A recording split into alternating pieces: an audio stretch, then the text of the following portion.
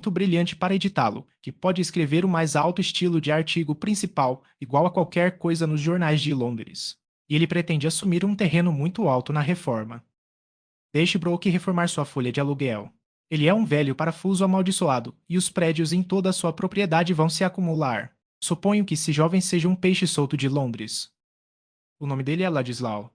Disse que ele é de origem estrangeira. Eu conheço o tipo, disse o SR. A lei, algum emissário. Ele começará florescendo sobre os direitos do homem e terminará com o assassinato de uma moça. Esse é o estilo.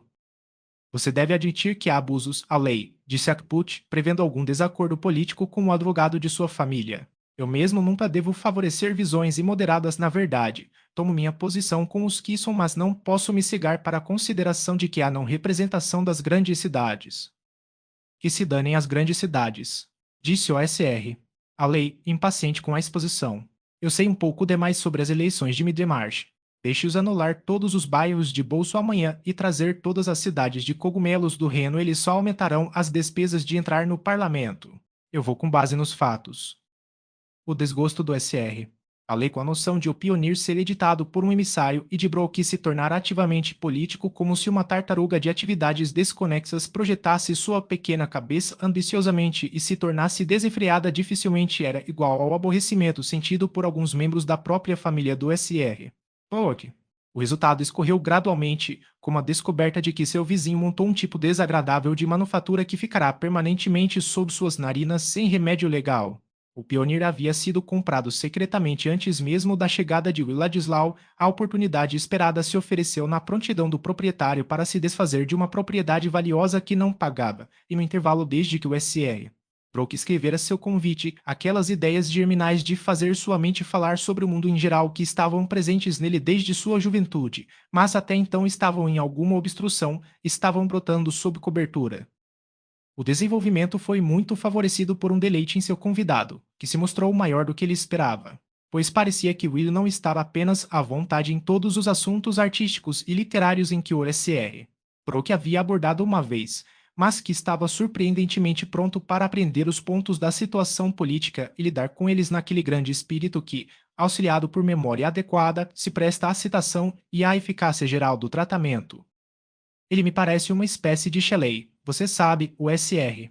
Brooke aproveitou a oportunidade para dizer, para a gratificação do SR. Casalgon. Não me refiro a nada censurável, frouxidão ou ateísmo, ou qualquer coisa desse tipo, você sabe os sentimentos de Ladislau em todos os sentidos. Tenho certeza, são bons na verdade, estávamos conversando muito juntos ontem à noite. Mas ele tem o mesmo tipo de entusiasmo pela liberdade, emancipação uma coisa boa sob orientação, você sabe. Acho que serei capaz de colocá-lo na direção certa e estou mais satisfeito porque ele é um parente seu, casal bom. Se a abordagem certa implicava algo mais preciso do que o resto do discurso do SR. Brooke, o SR. Casalbon esperava silenciosamente que se referisse a alguma ocupação a uma grande distância de Lowick. Ele não gostava de Will enquanto o ajudava, mas começara a não gostar dele ainda mais agora que Will havia recusado sua ajuda.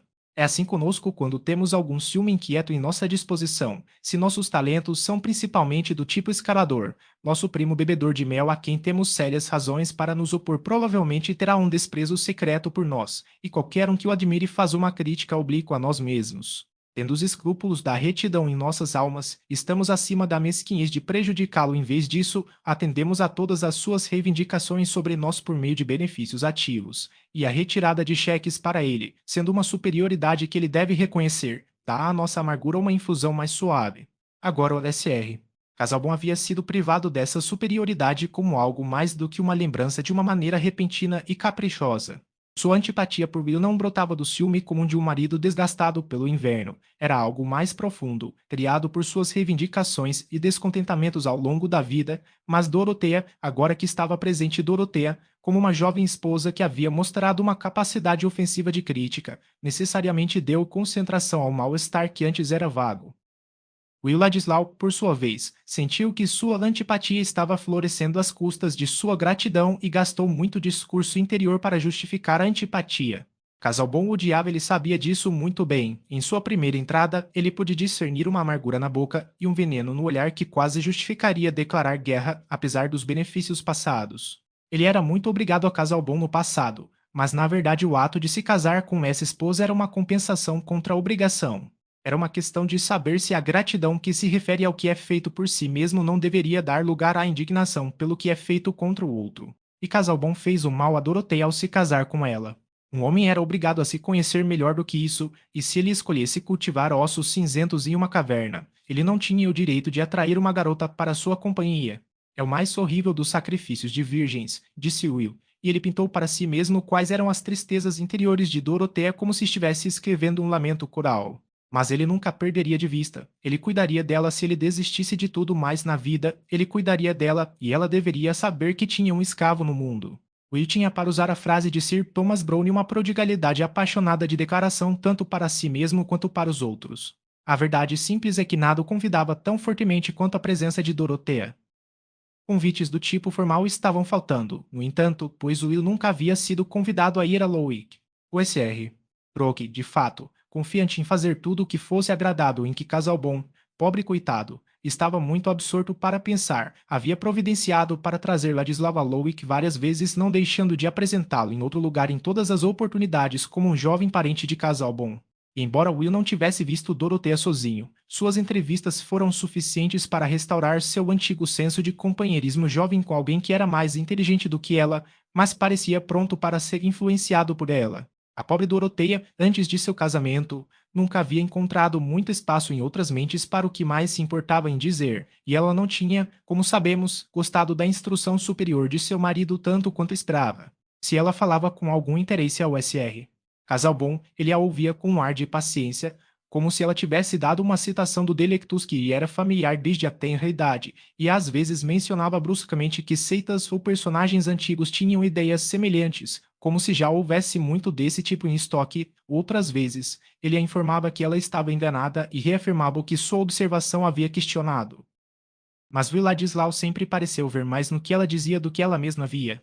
Doroteia tinha pouca vaidade, mas tinha a necessidade ardente da mulher de governar beneficentemente, fazendo a alegria de outra alma.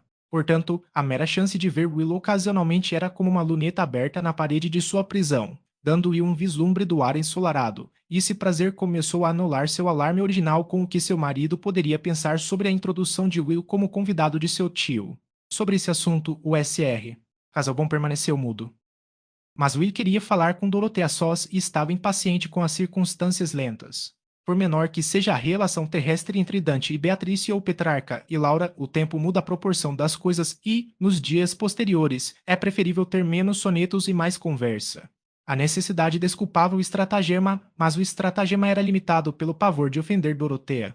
Ele descobriu finalmente que queria fazer um esboço específico em Lowick e uma manhã, quando o Sr. Brooke teve que dirigir pela estrada de Lowick a caminho da cidade do condado. Will pediu para ser colocado com seu caderno de esboços e banquinho de acampamento em Lowick e, sem se anunciar na mansão, acomodou-se para esboçar em uma posição em que ele deveria ver Dorothea se ela saísse para caminhar, e ele sabia que ela geralmente caminhava 1 hora pela manhã.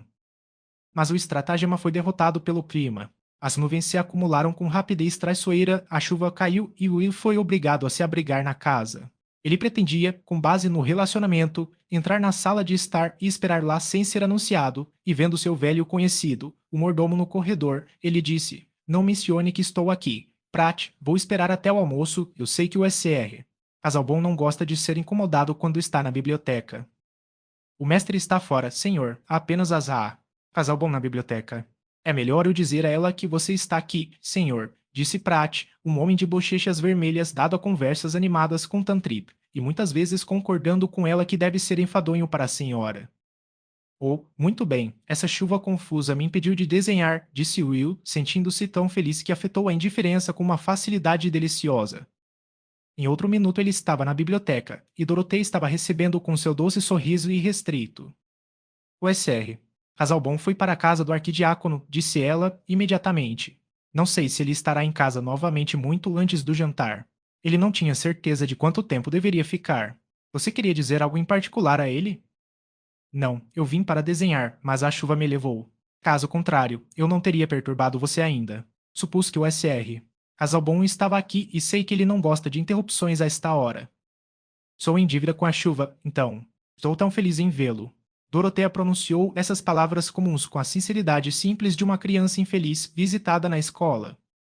Eu realmente vim pela chance de vê-lo sozinho, disse Will, misteriosamente forçado a ser tão simples quanto ela. Ele não podia ficar para se perguntar, por que não?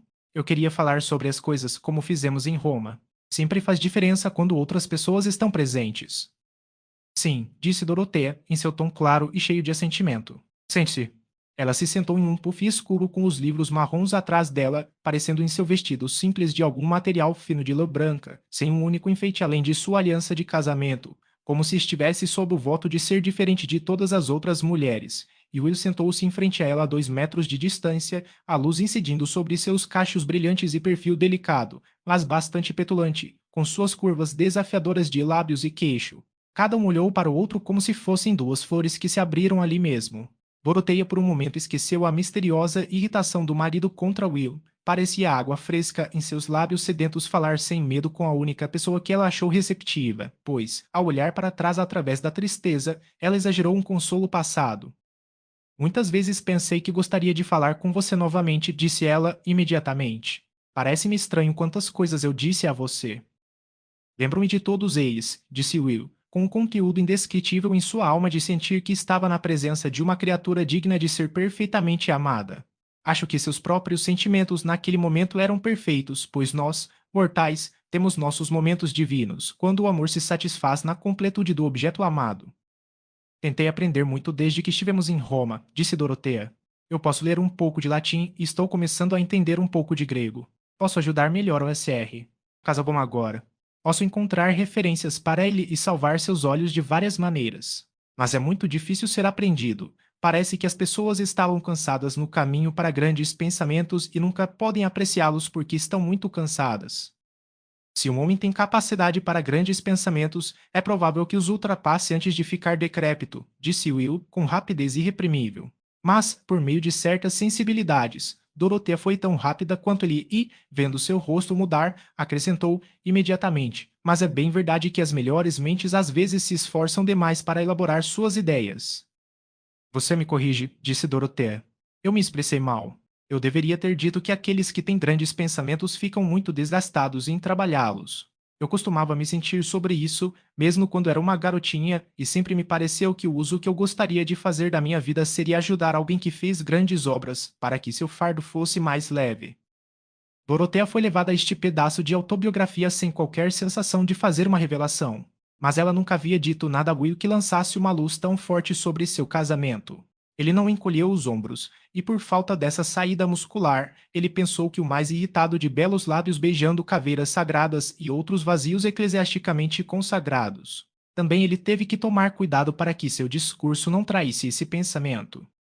Mas você pode facilmente levar a ajuda longe demais, disse ele, e ficar sobrecarregado. Você não está muito calado? Você já parece mais pálido. Seria melhor para o SR. Mas ao bom ter uma secretária, ele poderia facilmente conseguir um homem que fizesse metade de seu trabalho para ele. Isso o salvaria com mais eficácia e você só precisa ajudá-lo de maneiras mais leves. Como você pode pensar nisso? Disse Dorothea, em um tom de protesto sincero. Eu não teria felicidade se não o ajudasse em seu trabalho. O que eu poderia fazer? Não há nada de bom a ser feito em Lowick. A única coisa que desejo é ajudá-lo mais. E ele se opõe a uma secretária. Por favor, não mencione isso novamente. Certamente não, agora eu conheço seu sentimento. Mas ouvi o SR. Brooke e Sir James Chetton expressarem o mesmo desejo. Sim, disse Dorothea, mas eles não entendem, eles querem que eu fique muito a cavalo e que o jardim seja alterado e novos conservatórios, para preencher meus dias. Achei que você pudesse entender que a mente de alguém tem outros desejos, acrescentou ela, um tanto impaciente. Além disso, o SE. Casalbon não suporta ouvir falar de uma secretária. Meu erro é desculpável, disse Will. Antigamente, eu costumava ouvir o SR. Casalbon falar como se esperasse ter uma secretária. Na verdade, ele me ofereceu a perspectiva desse cargo, mas acabei sendo não bom o suficiente para isso. Dorothea estava tentando extrair disso uma desculpa para a evidente repulsa do marido. Como ela disse, com um sorriso brincalhão, você não era um trabalhador constante o suficiente. Não, disse Will, balançando a cabeça para trás um pouco à maneira de um cavalo espirituoso. Então, o velho demônio irritável levando-o a dar outro bom beliscão nas asas de mariposa da glória do pobre SR. Casal bom, ele continuou, e eu tenho visto desde então que o SR. Casal bom não gosta que ninguém negligencie seu trabalho e saiba completamente o que ele está fazendo. Ele é muito duvidoso, muito incerto de si mesmo. Posso não ser bom para muito, mas ele não gosta de mim porque discordo dele. Will não estava sem suas intenções de ser sempre generoso, mas nossas línguas são pequenos gatilhos que geralmente são puxados antes que as intenções gerais possam ser exercidas. E era muito intolerável que a antipatia de Casalbon por ele não fosse explicada de forma justa para Dorothea. No entanto, quando ele falou, ficou bastante inquieto quanto ao efeito sobre ela. Mas Dorothea estava estranhamente quieta, não imediatamente indignada, como estivera em uma ocasião semelhante em Roma. E a caula era profunda. Ela não estava mais lutando contra a percepção dos fatos, mas ajustando-se à sua percepção mais clara, e agora, quando ela olhava firmemente para o fracasso do marido, ainda mais para sua possível consciência de fracasso, ela parecia estar olhando ao longo do único caminho onde o dever se tornava ternura. A falta de reticência de Will poderia ter sido recebida com mais severidade se ele já não tivesse sido recomendado à sua misericórdia pela antipatia de seu marido, o que deve parecer difícil para ela até que ela viu uma razão melhor para isso. Ela não respondeu imediatamente, mas depois de olhar para baixo ruminando, ela disse com alguma seriedade: o SR. Casalbon deve ter superado sua antipatia por você no que diz respeito às suas ações, e isso é admirável. Sim, ele mostrou um senso de justiça em questões familiares. Era uma coisa abominável que minha avó tivesse sido deserdada porque ela fez o que eles chamavam de mesalliance, embora não houvesse nada a ser dito contra o marido, exceto que ele era um refugiado polonês que dava aulas para seu pão. Eu gostaria de saber tudo sobre ela, disse Dorothée. Eu me pergunto como ela suportou a mudança da riqueza para a pobreza. Eu me pergunto se ela estava feliz com o marido. Você sabe muito sobre eles? Não, só que meu avô era um patriota, um sujeito brilhante, falava muitas línguas, musical, ganhava o pão ensinando todo tipo de coisas. Ambos morreram bem cedo. E eu nunca soube muito de meu pai, além do que minha mãe me disse, mas ele herdou os talentos musicais. Lembro-me de sua caminhada lenta e de suas mãos longas e finas, e um dia ficou comigo quando ele estava doente e eu estava com muita fome e tinha apenas um pouco de pão. Ah, que vida diferente da minha! Disse Dorothea, com grande interesse, apertando as mãos no colo. Eu sempre tive muito de tudo. Mas diga-me como foi o SR. Casalbon não poderia saber sobre você então. Não, mas meu pai se deu a conhecer ao SR. Casalbon, e aquele foi meu último dia de fome.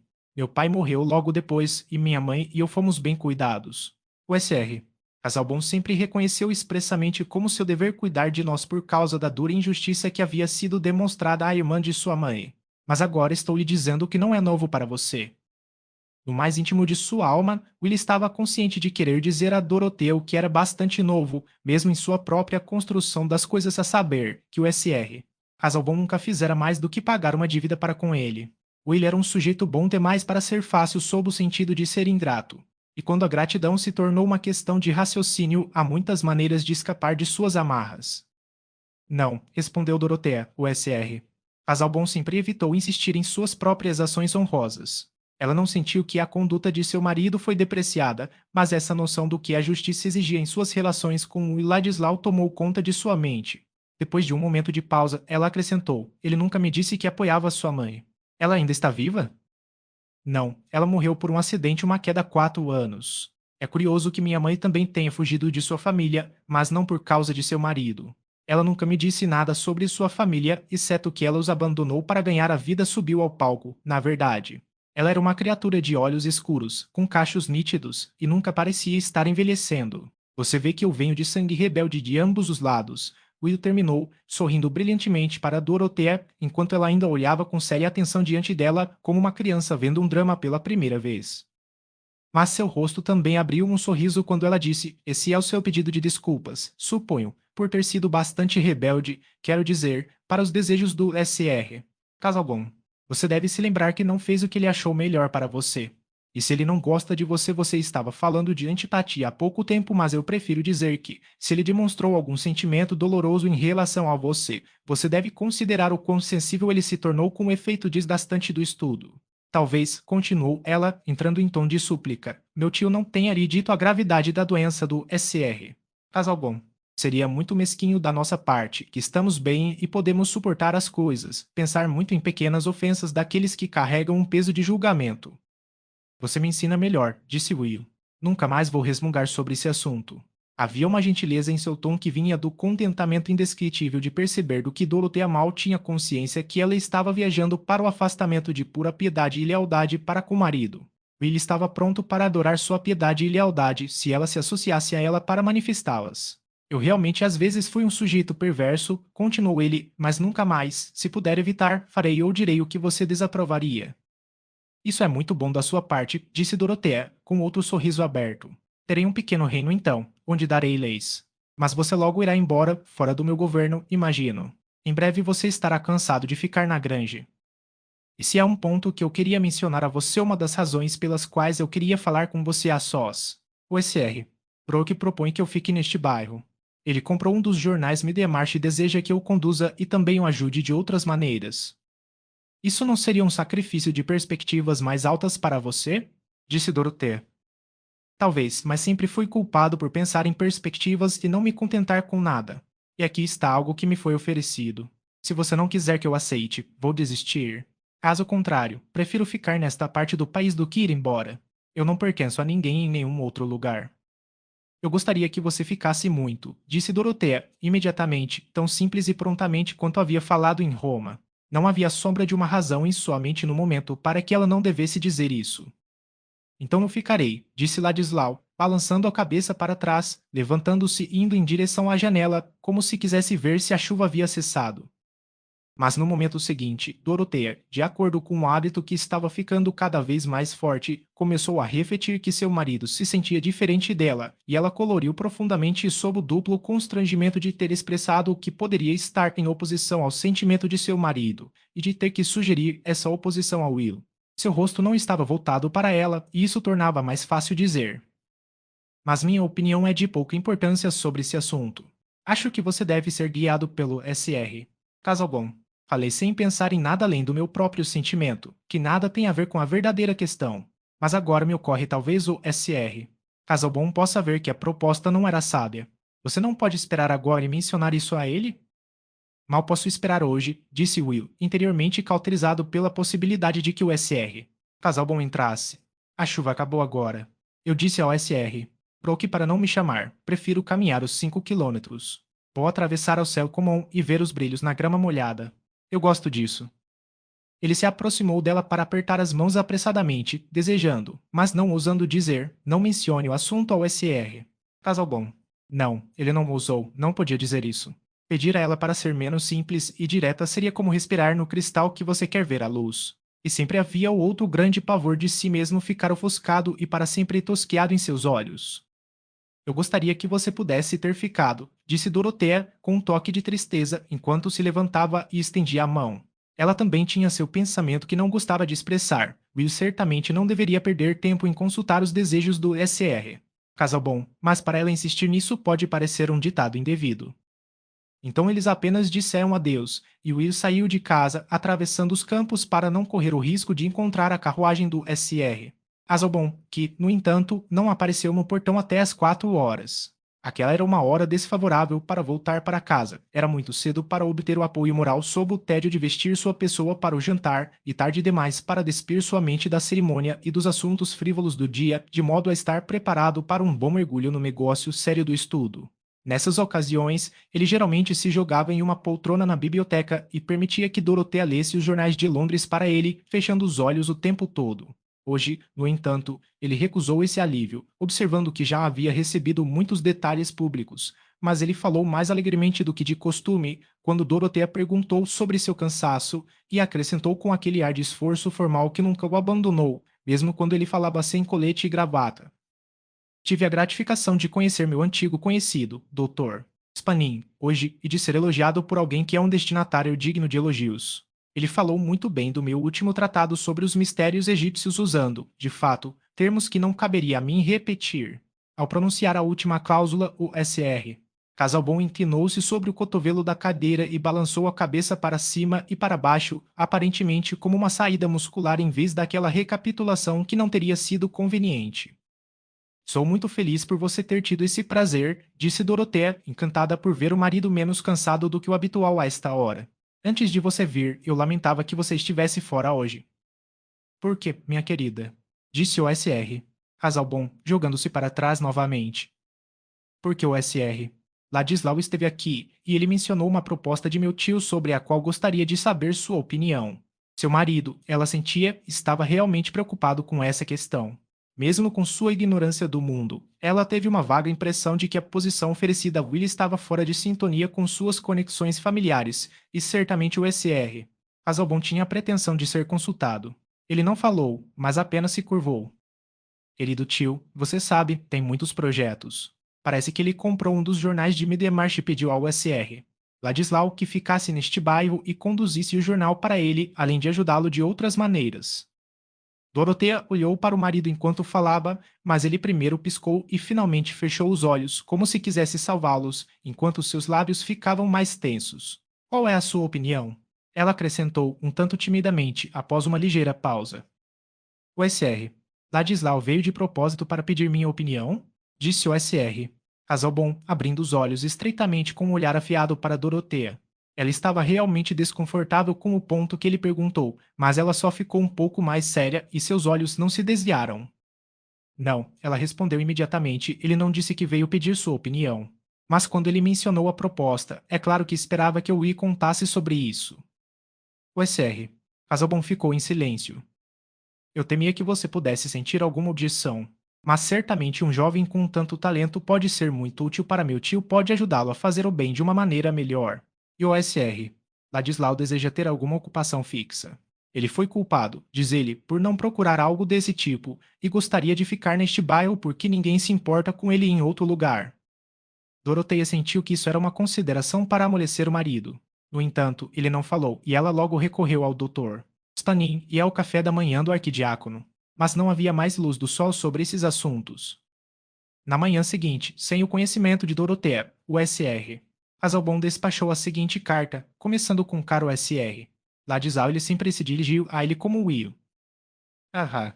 Casalbon me informa que uma proposta foi feita a você, e de acordo com uma inferência de forma alguma esticada foi de sua parte em algum grau entretida, o que envolve sua residência neste bairro em uma capacidade que estou justificado em dizer que toca minha própria posição de tal forma que a torna não apenas natural e justificável em mim quando esse efeito é visto sob a influência de um sentimento legítimo, mas incumbe-me quando o mesmo efeito é considerado à luz de minhas responsabilidades declarar imediatamente que sua aceitação da proposta acima indicada seria altamente ofensiva para mim. Que eu tenha alguma reivindicação ao exercício de um veto aqui, não seria, acredito, negado por qualquer pessoa razoável conhecedora das relações entre nós, relações que, embora lançadas no passado por seu procedimento recente, não são anuladas em seu caráter de antecedentes determinantes. Não farei aqui reflexões sobre o julgamento de qualquer pessoa.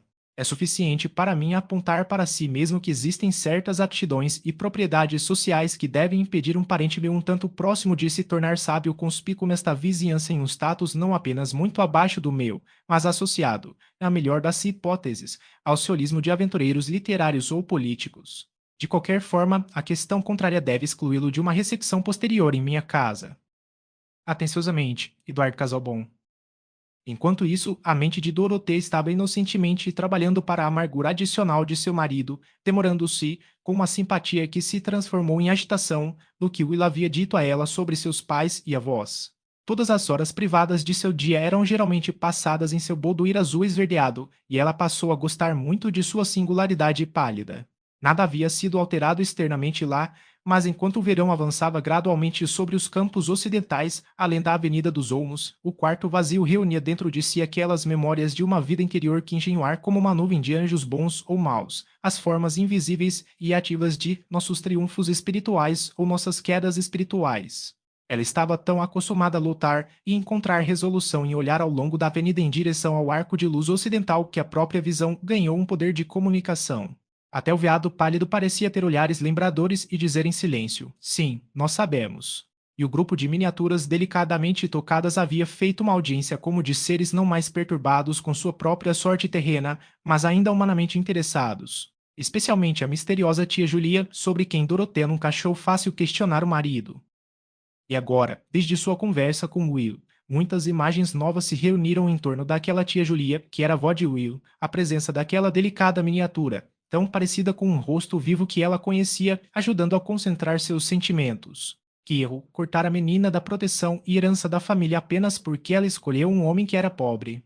Doroteia, desde cedo incomodando os mais velhos com perguntas sobre os fatos ao seu redor, havia se esforçado para obter alguma clareza independente quanto às razões históricas e políticas pelas quais os filhos mais velhos tinham direitos superiores e por que a terra deveria ser vinculada. Essas razões, impressionando-a com um certo temor, podem ser mais pesadas do que ela sabia, mas aqui estava uma questão de laços que os deixavam inviolados.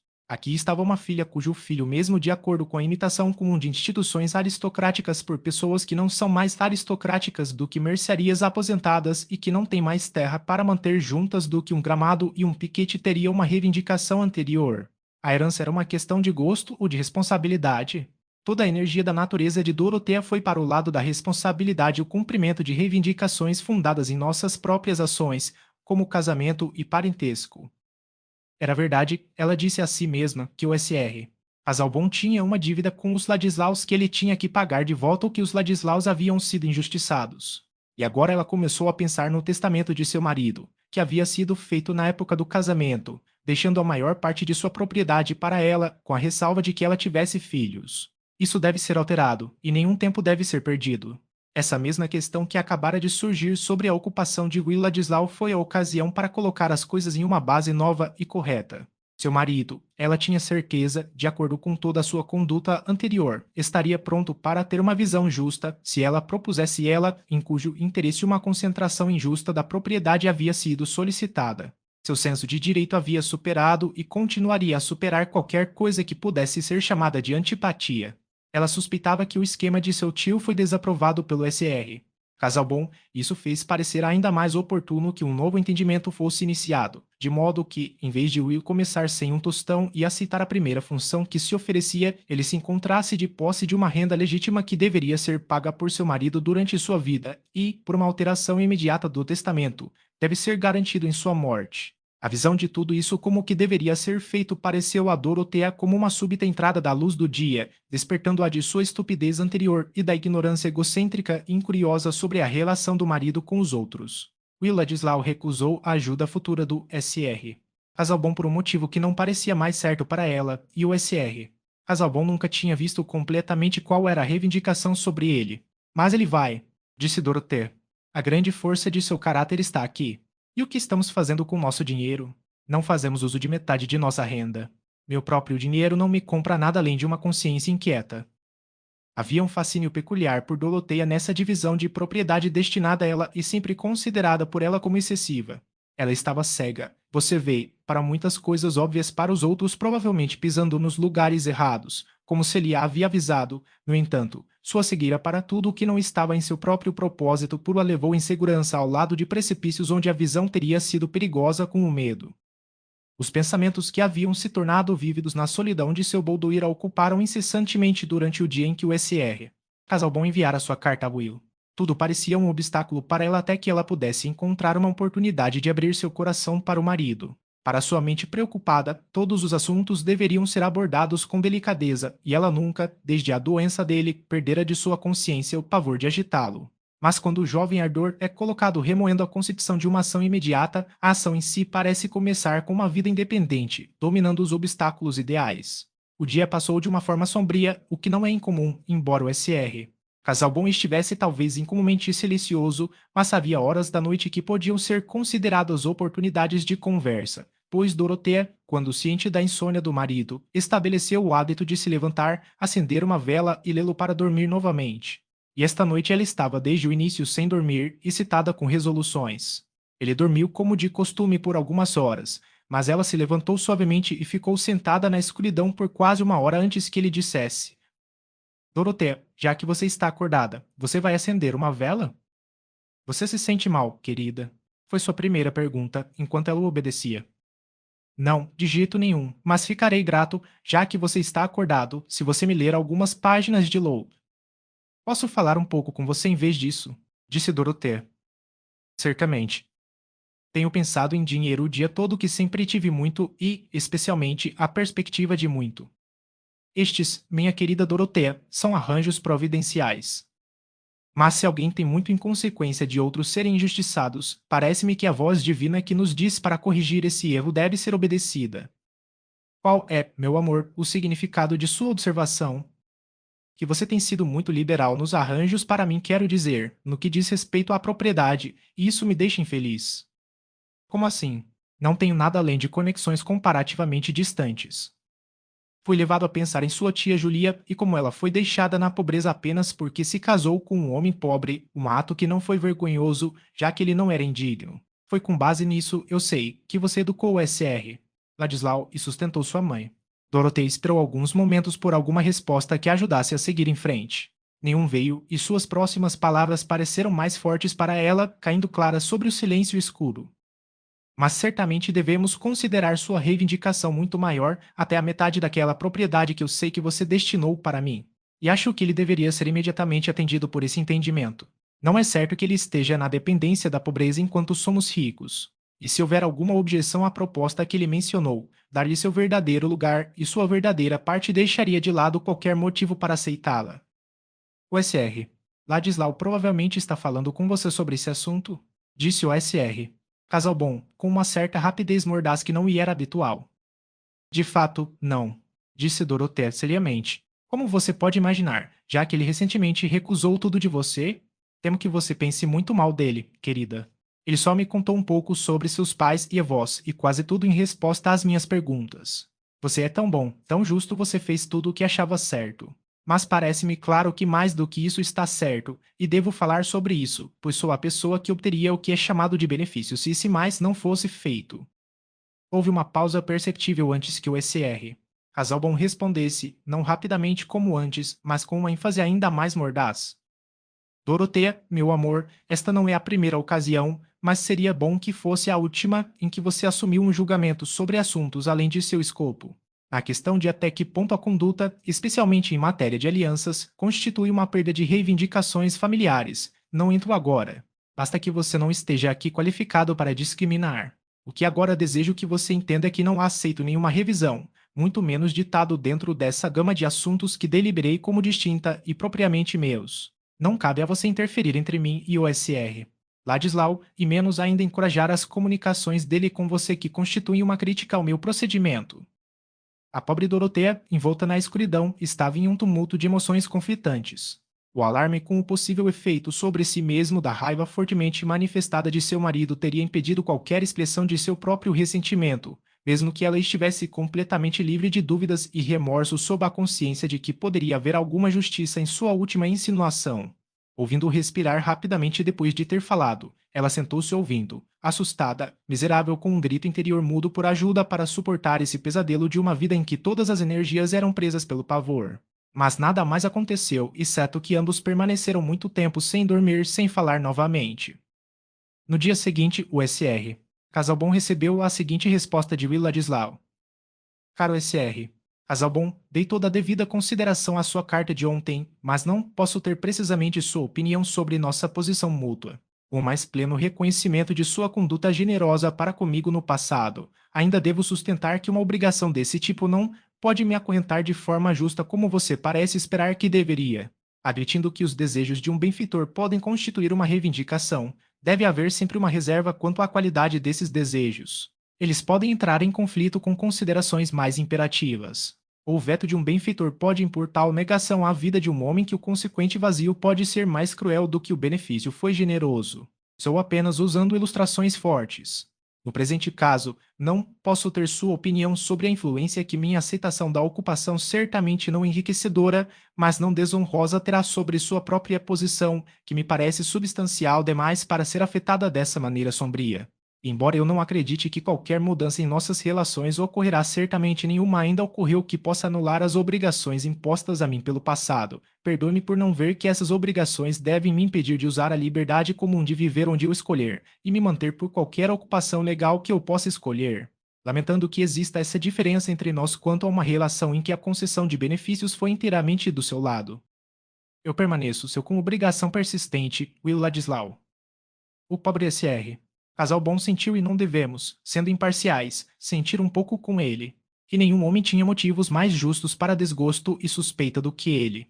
O jovem Ladislau, ele tinha certeza, pretendia desafiá-lo e irritá-lo, ganhar a confiança de Dorothea e semear sua mente com desrespeito e talvez aversão em relação ao marido.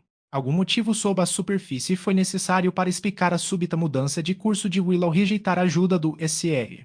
Casalbon e desistir de suas viagens, e essa determinação desafiadora de se fixar na vizinhança, adotando algo tão diferente de sua escolha anterior quanto os projetos de Middlemarch do SR. Brooke revelou claramente que o motivo não declarado tinha relação com Dorothea, nem por um momento o SR. Casalbon suspeitou de Dorothea de qualquer duplicidade. Ele não suspeitava dela, mas tinha o que era um pouco menos desconfortável o conhecimento positivo de que sua tendência a formar opiniões sobre a conduta do marido era acompanhada de uma disposição de considerar Bladislau favoravelmente e ser influenciado pelo que ele dizia. Sua própria reticência orgulhosa o impediu de ser desenganado na suposição de que Dorothea originalmente pedira a seu tio que convidasse Will para sua casa. E agora, ao receber a carta de Will, o SR. Casalbon teve que considerar seu dever. Ele nunca teria sido fácil chamar sua ação de outra coisa senão um dever, mas, neste caso, motivos conflitantes o empurram de volta às negações. Ele deveria se dirigir diretamente ao SR. Brooke e exigir daquele cavalheiro problemático que revogasse sua proposta? Ou ele deveria consultar Sir James Chetton e fazê-lo concordar em protestar contra um passo que tocou toda a família? Em ambos os casos, o SR. Casalbon estava ciente de que o fracasso era tão provável quanto o sucesso. Era impossível para ele mencionar o nome de Dorothea no assunto e, sem alguma urgência alarmante, o SR. Brooke provavelmente não, depois de atender a todas as representações com aparente consentimento, terminaria dizendo: não tenha medo, Casalbon. Confie nisso, o jovem Ladislau lhe dará crédito. Confie nisso, eu coloquei meu dedo na coisa certa. E o SR.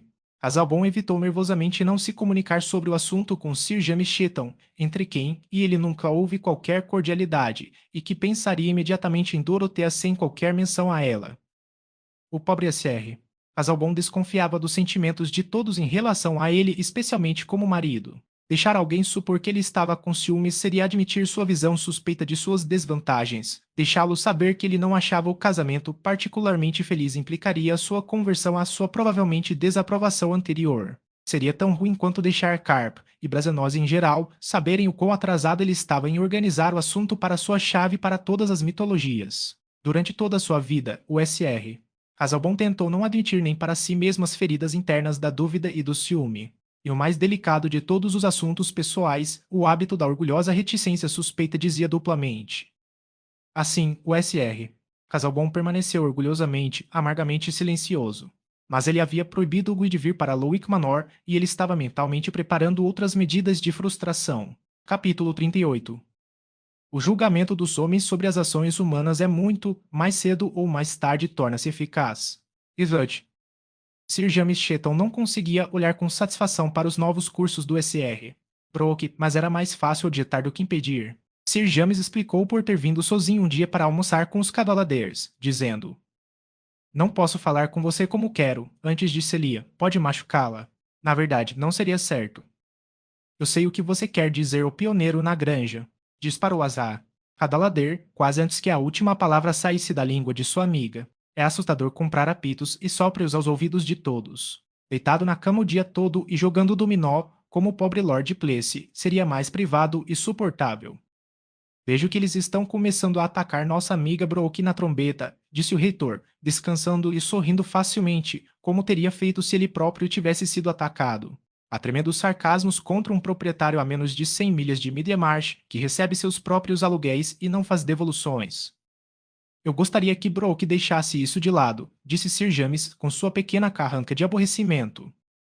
Ele realmente será nomeado? Disse Cadalader.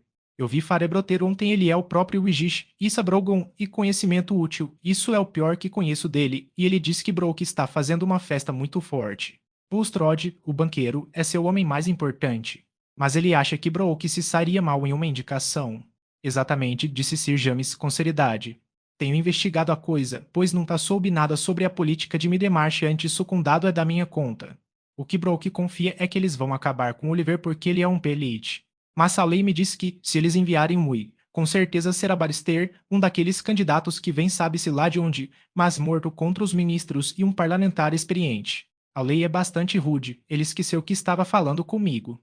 Ele disse que se Brooke quisesse uma protein, ele poderia obtê-la mais barata do que indo para as ruas. Eu avisei tudo isso, disse Assar, Cadalader, acenando com as mãos para fora. Eu disse a um Frei há muito tempo, o SR. Brook vai fazer um respingo na lama. E agora ele fez isso. Bem, ele pode ter pensado em se casar, disse o reitor. Isso teria sido uma bagunça mais grave do que um pequeno flerte com a política. Ele pode fazer isso depois, disse Azar, Cadalader quando ele sair do outro lado da lama com uma agonia. O que mais me importa é sua própria dignidade, disse Sir James. Claro que me importo mais por causa da família.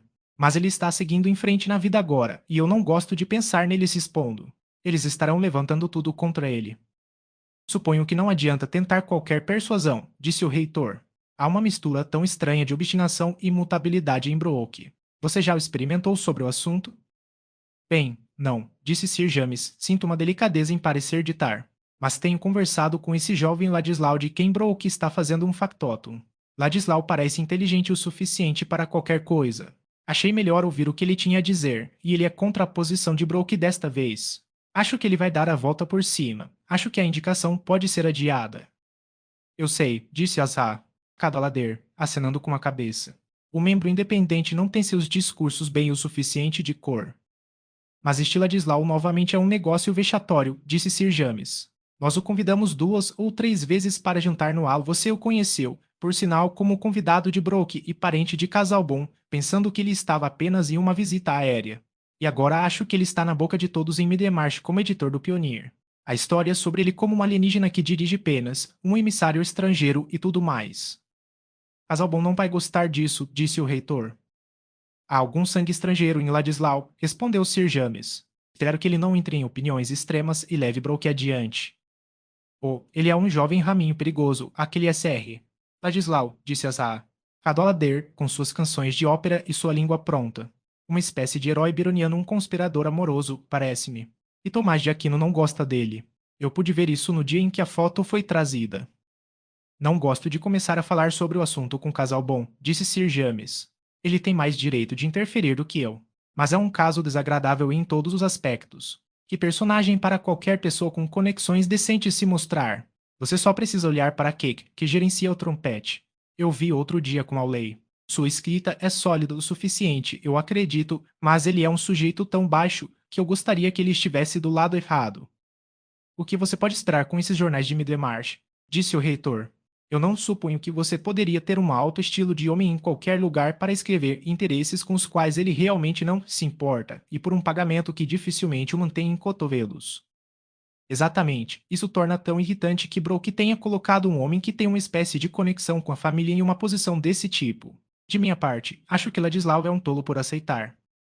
A culpa é de Aquino, disse Azar, Cadwallader, porque ele não usou seu interesse para que Ladislau fosse promovido ou enviado para a Índia. É assim que as famílias se livram de ramos problemáticos. Não há como saber até onde o mal pode ir, disse Sir James ansiosamente. Mas se Calobon não disser nada, o que posso fazer? Meu caro Sir James, disse o reitor, não vamos dar muita importância a tudo isso. É provável que termine em mera fumaça.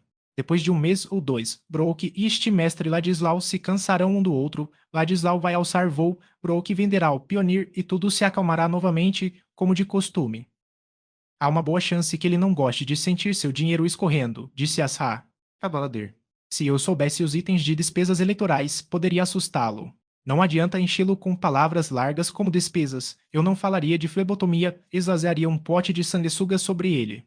O que nós, pessoas boas e mesquinhas, não gostamos é de ter nossos 6 pences sugados de nós. E ele não vai gostar de ter as coisas levantadas contra ele, disse Sir James. A gestão de sua propriedade. Eles já começaram a fazer isso. E é realmente doloroso para mim ver. É um incômodo debaixo do nariz. Eu acho que alguém é obrigado a fazer o melhor por sua terra e inquilinos, especialmente nestes tempos difíceis. Talvez a trombeta possa despertá-lo para fazer uma mudança, e algo de bom pode vir de tudo isso, disse o reitor. Eu sei que deveria estar feliz. Eu deveria ouvir menos resmungos quando o meu dízimo for pago. Não sei o que deveria fazer se não houvesse um Modus em Tipton. Quero que ele tenha um homem adequado para cuidar das coisas. Quero que ele enfrente Garth novamente, disse Sir James. Ele se livrou de Garth há 12 anos e tudo está dando errado desde então. Penso em fazer com que Garth administre para mim e ele fez um plano de capital para meus edifícios, e Lovegood dificilmente está à altura da marca. Mas Garth não assumiria a propriedade de Tipton novamente a menos que Brooke a deixasse inteiramente para ele. À direita também, disse o reitor. Garth é um sujeito independente, um sujeito original e simplório. Um dia, quando ele estava fazendo alguma avaliação para mim, ele me disse a queima-roupa que os clérigos raramente entendiam alguma coisa sobre negócios e faziam travessuras quando se intrometiam, mas ele disse isso tão calma e respeitosamente como se estivesse falando comigo sobre marinheiros. Ele faria uma paróquia diferente de Tipton se Brooke o deixasse administrar. Eu gostaria que, com a ajuda da trombeta, você pudesse trazer essa rodada. Se Dorothea tivesse ficado perto de seu tio, teria havido alguma chance, disse Sir James. Ela pode ter conseguido algum poder sobre ele com o tempo, e ela sempre se sentiu inquieta com a propriedade. Ela tinha noções maravilhosamente boas sobre essas coisas. Mas agora Casalbon aceita inteiramente. Celia reclama muito. Mal podemos fazer com que ela jante conosco, já que ele teve seu ataque. Sir James terminou com um olhar de desgosto piedoso e assá. A doladeira encolheu os ombros como se dissesse que provavelmente não veria nada de novo naquela direção. Pobre Casalbon, disse o reitor. Foi um ataque desagradável. Achei que ele parecia despedaçado outro dia na casa do arquidiácono. Na verdade, retomou Sir James, não optando por se debruçar sobre ajustes, pro que não tem más intenções com seus inquilinos ou qualquer outra pessoa, mas ele tem essa maneira de aparar e cortar as despesas. Tenha, isso é uma benção, disse Asa. Cadalader. Isso o ajuda a se encontrar em uma manhã. Ele pode não conhecer suas próprias opiniões, mas conhece seu próprio bolso. Não acredito que um homem esteja no bolso por mesquinhez em suas terras, disse Sir James. Ou a mesquinhez pode ser abusada como outras virtudes. Não adianta manter os próprios porcos magros, disse Asa. Cadalader, que se levantou para olhar pela janela. Mas fale de um político independente e ele aparecerá. O quê? Roque, disse o marido. Sim. Agora você o dobra com a trombeta, um frei e porei nele as sanguessugas. O que você vai fazer, Sir James? O fato é que não gosto de começar com Brooke em nossa posição mútua, a coisa toda é tão desagradável. Eu gostaria que as pessoas se comportassem como cavalheiros, disse o bom baronete, sentindo que este era um programa simples e abrangente para o bem-estar social. Aqui estão todos vocês, hein? Disse o SR. Brooke, arrastando-se e apertando as mãos. Eu estava subindo para o ala aos poucos, Chetan. Mas é agradável encontrar todo mundo, você sabe. Bem, o que você acha das coisas? Indo um pouco rápido. Era verdade o que Lafitte disse desde ontem. Um século se passou. Eles estão no próximo século, você sabe, do outro lado da água. Indo mais rápido do que nós. Ora, sim, disse o reitor, pegando o jornal. Aqui está a trombeta acusando você de ficar para trás, você viu? E... Não, disse o SR. Brooke, colocando as luvas no chapéu e ajustando apressadamente os óculos. Mas o SR. Cadalader manteve o papel na mão, dizendo, com um sorriso nos olhos. Olha aqui. Tudo isso é sobre um proprietário a menos de 100 milhas de Middlemarch que recebe seus próprios aluguéis. Dizem que ele é o homem mais retrógrado do condado. Acho que você deve ter ensinado a eles essa palavra no pioneiro. Ou, e se é que com um sujeito analfabeto, você sabe. Retrógrado, agora. Bem, isso é capital. Ele acha que significa destrutivo. Eles querem me tornar um destrutivo. Você sabe, disse o SR. Proque, com aquela alegria que geralmente é sustentada pela ignorância de um adversário. Acho que ele sabe o significado da palavra.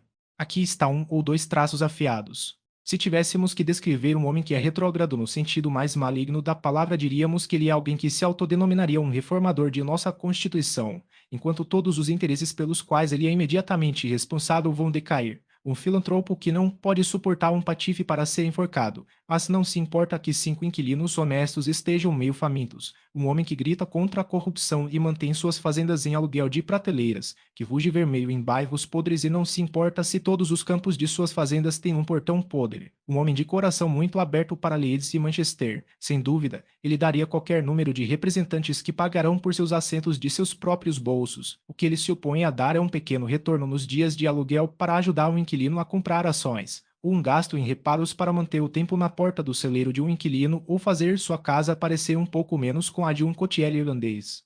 Mas todos nós conhecemos a definição de filantropo, um homem cuja caridade aumenta diretamente como o quadrado da distância. E assim por diante. Todo o resto é para mostrar que tipo de legislador um filantropo provavelmente será, terminou o reitor, jogando o papel no chão e apertando as mãos na nuca, enquanto olhava para o SR. Proque com um ar de neutralidade divertida. Tenha, isso é muito bom. Você sabe, disse o SR. Proque, pegando o papel e tentando suportar o ataque com a mesma facilidade que seu vizinho. Mas colorindo e sorrindo um tanto nervoso, isso sobre rugir vermelho em bairros podres nunca fiz um discurso sobre bairros podres na minha vida. E quanto a rugir de vermelho e esse tipo de coisa, esses homens nunca entendem o que é uma boa sátira. A sátira, você sabe, deve ser verdadeira até certo ponto. Lembro-me de que eles disseram isso em Edimburgo em algum lugar deve ser verdade até certo ponto. Bem, isso é realmente um sucesso sobre os portões, disse Sir James, ansioso para pisar com cuidado. Dudley reclamou comigo outro dia que não tinha um portão decente em sua fazenda. Tart inventou um novo padrão de portão eu gostaria que você tentasse. Deve-se usar um pouco da madeira dessa maneira. Você vai para uma agricultura chique, você sabe, Cheton, disse o SR. Brooke, parecendo olhar por cima das colunas da trombeta. Esse é o seu hobby e você não se importa com a despesa. Achei que o hobby mais caro do mundo era me candidatar ao parlamento, disse Assar. Cavalader. Eles disseram que o último candidato mal sucedido em Middlemarch Giles não era o nome dele. Gastou 10.000 libras e falhou porque não subornou o suficiente. Que reflexão amarga para um homem. Alguém estava dizendo, disse o Ritor, rindo, que Ast Retford não era nada para Middlemarch por suborno. Nada disso, disse o SR. Vote. Os conservadores subornam, você sabe, a lei e seu suborno com guloseimas, bacalhaus quentes e esse tipo de coisa, e eles trazem os eleitores bêbados para a urna. Mas eles não vão fazer do seu jeito no futuro, não no futuro, você sabe. Middlemarch é um pouco atrasado, admito os homens livres são um pouco atrasados. Mas devemos educá-los, vamos trazê-los, você sabe. As melhores pessoas estão do nosso lado. A lei diz que você tem homens do seu lado que lhe farão mal, observou Sir James. Ele disse que Bulstrode, o banqueiro, vai te fazer mal. E que se você fosse atingido, interpôs Assar. Cadalader, metade dos ovos podres significaria ódio ao seu comitê. Céus, pense no que deve ser atacado por opiniões erradas. E parece que me lembro de uma história de um homem que eles fingiram presidir e o deixaram cair em um monte de poeira de propósito. Atirar não é nada para eles encontrarem buracos no casaco, disse o reitor. Confesso que é disso que eu deveria ter medo se nós, párocos, tivéssemos que ficar nas ruas por preferência. Eu deveria ter medo de seus cálculos todos os meus dias de pesca. Pela minha palavra, acho que a verdade é o míssil mais difícil que alguém pode ser atingido. O fato é, disse Sir James, se um homem entra na vida pública, ele deve estar preparado para as consequências. Ele deve se tornar a prova de calúnias. Meu caro Chetão, tudo isso é muito bom. Você sabe, disse o SR. Og, mas como você vai se tornar a prova de calúnias? Você deve ler a história olhe para o ostracismo, perseguição, martírio e esse tipo de coisa. Eles sempre acontecem com os melhores homens, você sabe. Mas o que é isso em Horácio? Fiat justitia uma coisa ou outra. Exatamente, disse Sir James com um pouco mais de calor do que o normal. O que quero dizer com ser prova contra a calúnia é ser capaz de apontar o fato como uma contradição. E não é martírio pagar contas que alguém se deparou, disse Assar. Cadalader. Mas foi o evidente aborrecimento de Sir James que mais agitou o SR. Og. Bem, você sabe, Cheton, disse ele, levantando-se, pegando o chapéu e apoiando-se na bengala. Você e eu temos um sistema diferente.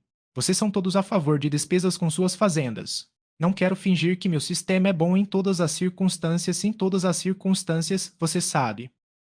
Deve haver uma nova avaliação feita de tempos em tempos, disse Sir James. Os retornos são muito bons ocasionalmente, mas eu gosto de uma avaliação justa. O que você diz, Cadalader? Eu concordo com você. Se eu fosse Brooke, sufocaria a trombeta imediatamente, fazendo com que Garth fizesse uma nova avaliação das fazendas e dando-lhe carta branca sobre portões e reparos. Essa é a minha visão da situação política, disse o reitor, alargando-se enfiando os polegares nas cadas e rindo em direção ao SR. Oh, esse é um tipo de coisa vistosa de se fazer, você sabe, disse o SR. Oh, mas eu gostaria que você me contasse sobre outro senhorio que angustiou seus inquilinos por atrasos tão pouco quanto eu. Eu deixei os antigos inquilinos ficarem. Eu sou extraordinariamente fácil, deixe-me dizer-lhe extraordinariamente fácil. Eu tenho minhas próprias ideias e tomo minha posição sobre elas, você sabe. Um homem que faz isso é sempre acusado de excentricidade, inconsistência e esse tipo de coisa.